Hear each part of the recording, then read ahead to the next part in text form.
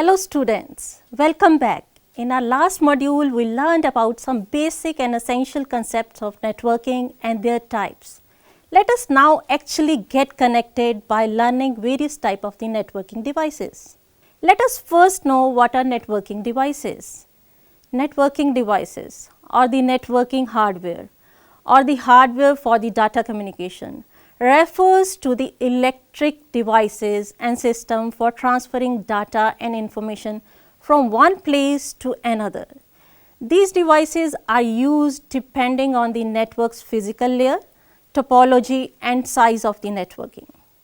Dear student, it is very important to have a solid understanding of network devices, which can help you in designing a secure network, because to ensure the security of network, you should definitely monitor your network devices and activity around them so that you can quickly spot hardware issues and intrusions. So, here is the list of some common network devices. We have NIC, the network interface card, networking media, we have hub, switches, routers, bridges, gateways, modems, repeaters, access points, etc. Let us now know about them one by one. First component is network interface card, NIC. Dear friends, any computer or node which has to be connected to the network needs to have a network interface card. Yes, it is the first requirement in the list of networking devices. Without this device, networking cannot be done. This is also known as network adapter card, Ethernet card and LAN card. Most modern computers have these devices built into the motherboard, but in some computers you have to add an extra expansion card in the form of small circuit board. Some computers such as laptop have two NICs, one for wired connection and one for wireless connections, which uses radio signals instead of wires. NIC allows a networking device to communicate with the other networking devices by converting the data packets between the two different data transmission technologies. For example, a PC which uses parallel data transmission technologies to transmit the data between the internal parts, while the media that provides connectivity between different PCs uses serial data transmission technology. So, it is the duty of NIC to transmit data between the two different transmission technologies. Next, we are going to talk about the networking media. In networking technology, such physical media over which information is exchanged is called as channel. Tell me, if you think of connecting two computers, what is the first thing which comes to your mind? Yes, the cable, which is a guided mode of data transmission and the most conventional way of connecting two or more computers on the networking. For such purpose, you need to have a crossover cable having transmitter at the one end and the receiver at the other end, usually preferred for internet and the LAN, or for a distance of 100 meters to approximately 300 meters. Cables are always preferred mode of networking because they can carry much more data per second and more secure or less prone to hacking in comparison to wireless networking. So, let us first know what type of cables are used in networking. There are three types of the cables which are usually used, that are twisted pair cables, coaxial cable and fiber optic cables. Let us first know what we mean by twisted pair cables. They are made of copper and are most frequently used wire for transmitting signals. The reason being their low cost, especially for short distance, and they also support both analog and digital signals. Do you know why they are twisted? This is because of the fact that two closely placed wires may show interference in signals. Therefore, to overcome this electromagnetic interference, pair of copper wire is twisted together in a helical shape, much like a DNA molecule, at different rates, therefore named as twisted pair. up to 25 twisted pair can be placed together in a protective covering to form a twisted pair cables that are the backbone of telephone system and Ethernet networks. It is considered a good option for a distance up to 100 meters or for developing a LAN or local area network, but not good choice for broadband connections. Let us now know what are shielding twisted pair cables. As mentioned above, that interference can be developed between the closely placed wires. So, to overcome this noise, each twisted pairs they are further shielded, therefore called as shielded twisted pair or STP cables. The wires that are not shielded but simply bundled together in a protective sheath are called as unshielded twisted pair or UTP cables. Shielding makes the cable heavy, thus UTP are more popular than STP. Dear student, the most conventional type of cable used for connecting a LAN is 4 twisted pair unshielded cable, often referred to as Ethernet cable. Do you know why it is named as Ethernet? It was in 1973, the Metcalfe, the creator of Ethernet, named it after the word ether to denote that this system could support any computer, in the same way that the old luminiferous ether did to propagate electromagnetic waves in the space. At present, a variety of different cables are available for Ethernet. It is the TIA, the Telecommunication Industries Association, which issues the standards for the twisted pair cables. First standard were introduced in 1991, known as TIA EIA 568. Since then, such standards are regularly amended to cover the latest technologies and development in the field of transmission media. These network cables that are described by different categories, like we have Cat 3, 5, 5E, 6, 6A and Cat 7, etc., where Cat denotes the category. They have been categorized on the basis of their performance, transmission speed and bandwidth. A summary of table of their performance is given on your screen, where Cat 5E and Cat 6 and 6A are the commonly used twisted pair cables used in modern LAN network, whereas 3, 4, 5 are almost outdated, and Cat 7 is a new technology with high speed and good bandwidth. Let me also mention here about the Ethernet cable connectors, the RJ45, registered Jack 45 connector, which is almost used universally as a physical connector on Ethernet cable and with networking cables in general. They are the small plastic plugs which are present on the ends of the Ethernet cable, which retain catch over the connection. With the term plug refers to the male end of the connector on the network cable, and the word jack refers to the port on the female end normally located on the equipment. The RJ45 is characterized by 8 pins and provide a reliable connection. Next type of cable we are going to talk about is coaxial cable. Coaxial cables are copper cables with better shielding than the twisted pair cables, so that transmitted signals may travel longer at a higher speed. A coaxial cable consists of these layers. Starting from the innermost, we have stiff copper wire as the core, insulating material surrounding the core, closely woven mesh of conducting material surrounding the insulator, protective plastic sheath encasing the wire. Because of their less cost, noise immunity and easy installation, they are famous for transferring signal in cable TV connections and LANs. Signals can travel as fast as 1 to 2 gigabytes per second for 1 kilometer cable. They are relatively expensive than twisted pair cables and show no compatibility with twisted pair cable.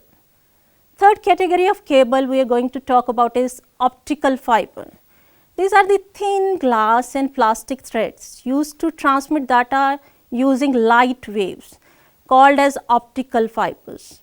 There are light emitting diodes or laser diodes emitting light waves at the source, which is read by a detector at the other end. Optical fiber cables has a bundle of such threads or fiber bundled together in a protective covering. Each fiber is made up of these 3 layers, starting with the innermost layer, where core is made up of high quality silica glass or plastic. Cladding is there, which is made of high quality silica glass or plastic with a lower refractive index than the core. Protective outer covering called as buffer. They are rapidly replacing the copper wires now, because transmitted data can travel a very long distance without weakening. Single node fiber cables can have a bandwidth of up to 100 megabits per second. Despite of the high bandwidth, using optical fiber may not be a viable option because of the cost, high technology for installation, and since light waves are unidirectional, so 2 frequencies are required for full duplex transmission. Dear students, let us now move to the unguided mode of data transmission.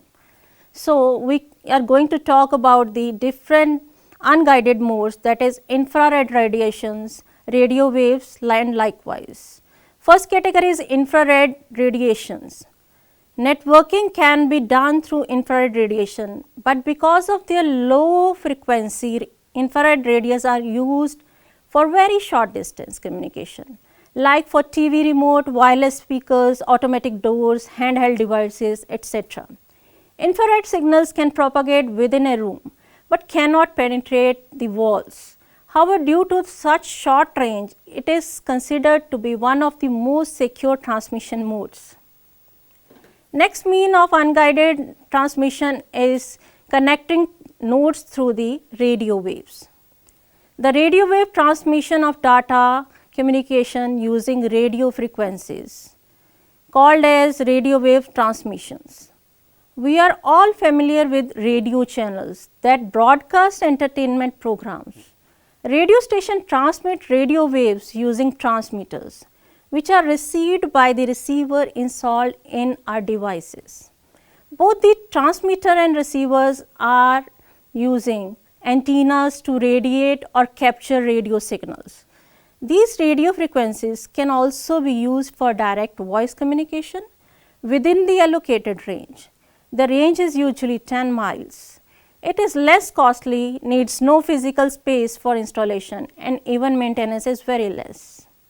Then there is satellite communication, that is also carried out through artificial communication satellite positioned around the orbit of the earth to relay and amplify telephone, fax messages, radio signal, television programs around the world. The principle behind it is that interacts with an earth station, where earth stations send high power, high frequency radio wave signals to satellites, which receives and transmit and retransmit these signals to the different parts of the globe. Then there is Bluetooth technology, which also works on the principle of sending and receiving data in form of radio waves, where every Bluetooth enabled device has a card like attachment known as Bluetooth adapter that helps in sending and receiving the data. Although cables, they are the ideal option and they are cost effective for short range, but when there is challenge to connect wide geographical areas across the globe, we have to rely on various wireless technologies we just talked about, which are becoming increasingly popular, especially for portable and handheld devices. After knowing about all these transmission medias, let us now talk about the next step of the networking hardware, that is a hub. A hub is the simplest in the family of networking connecting devices. Its job is to connect LAN components with identical protocols and to do data transfers. Sometimes a hub also acts as a repeater in that it amplifies the signals that deteriorates after traveling a long distance. Students, do you know they are also called as dumb species? Because hubs cannot filter data. So, data packets are sent to all the connected devices. So, when a host sends a data packet to a network hub, the hub copies the data packets to all the connecting ports. This raises a security concern, as all ports know about the data being sent at random.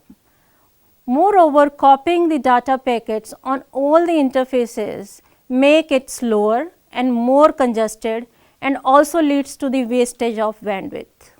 Therefore, hubs are pretty much obsolete now.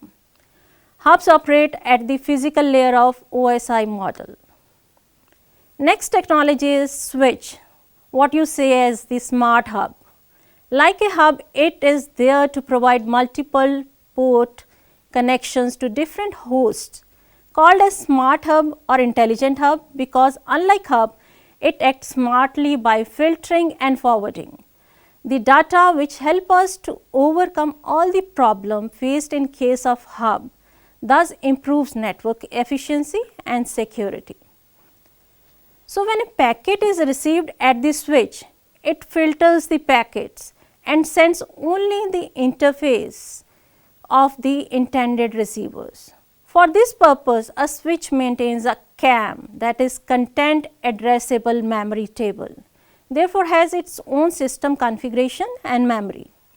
CAM table is also called as forwarding table or forwarding information base, that is FIB. A switch can work at either the data link layer or the network layer of OSI model. The typical use of switch is at the center of the star network topology, where cables from different hosts can be plugged into a switch. Next hardware or technology is modem, a device that allows computer to exchange and transmit information through telephone lines. The word modem, as we say it, is actually an abbreviation of modulator and demodulator. This networking device plays an important role when you get an internet connection through a wire to your home through telephone lines.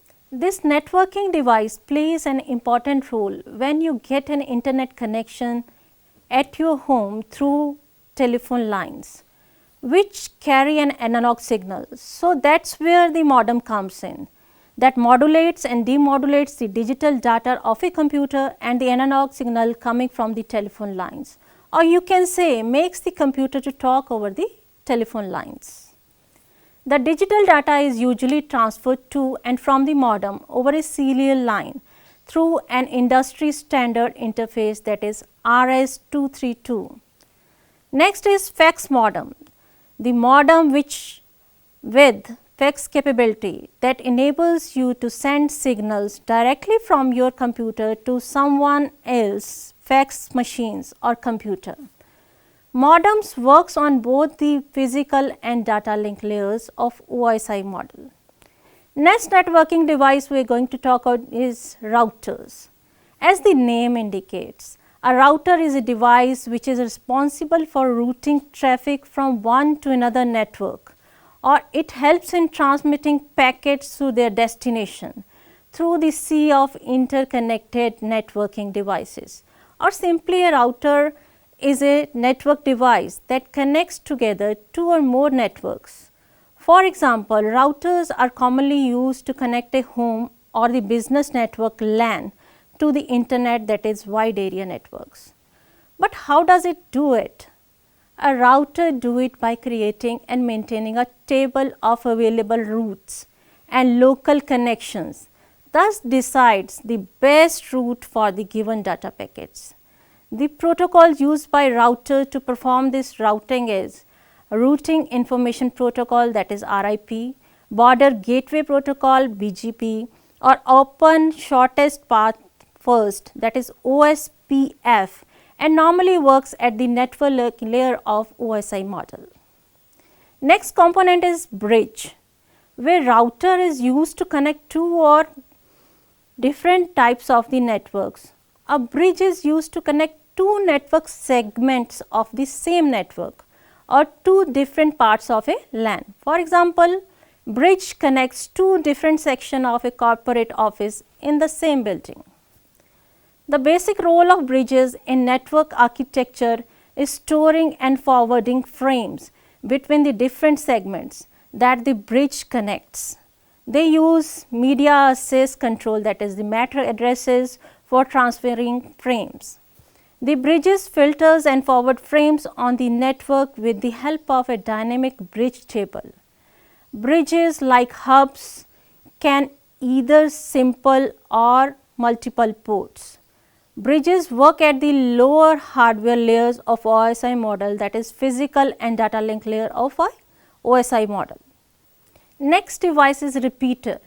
A repeater is an electronic device that amplifies the signal it receives. In other terms, you can think of repeater as a device which receives the signals and retransmit at a higher level or higher power, so that signal do not get weak for long distance, more than 100 meters for standard LAN cables.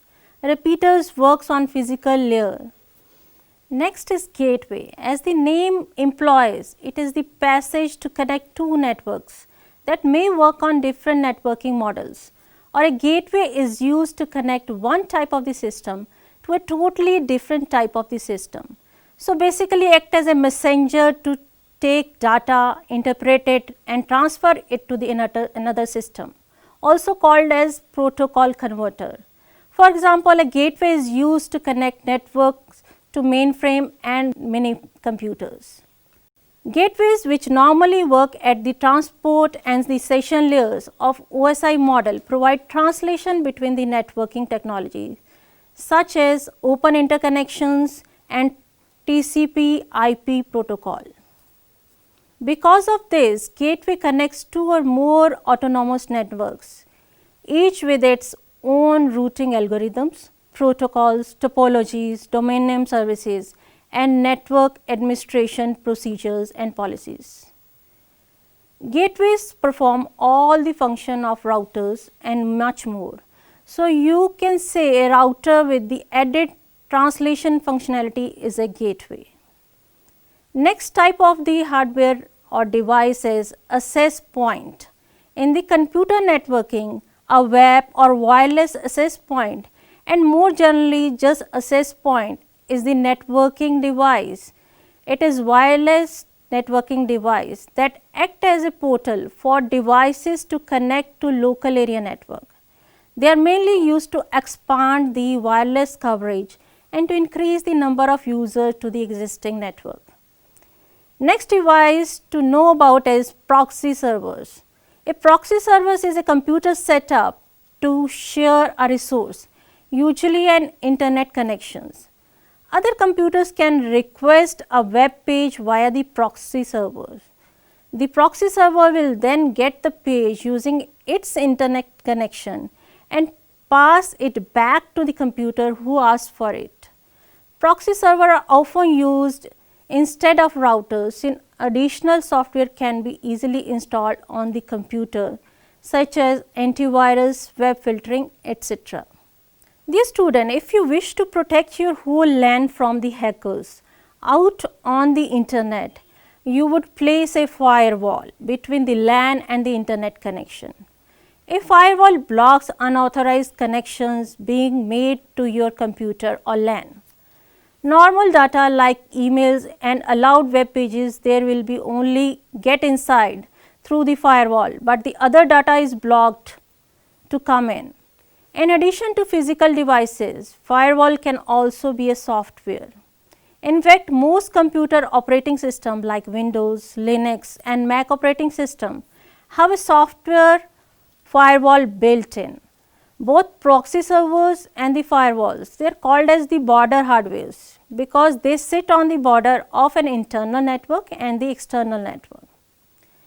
Dear students, I would like to mention here that having all the hardware is good, but that's not all you require for networking. Then what else you need? You need to have a dedicated software to function in the network, that is the network operating system, which can be dedicated software package or a part of your desktop operating system. Large networks used a dedicated software for best credibility, security and performance, whereas small network use non-dedicated ones. So dear students, we stop here, and in next module we would explore more about the internet. Hope you had a thorough understanding of different network devices, which would help you in detecting intrusions at different levels of networking. We will talk in detail about in our next module on network security. Hope you enjoyed the session. Be connected and be in the safe networking world. See you in the next module. Goodbye.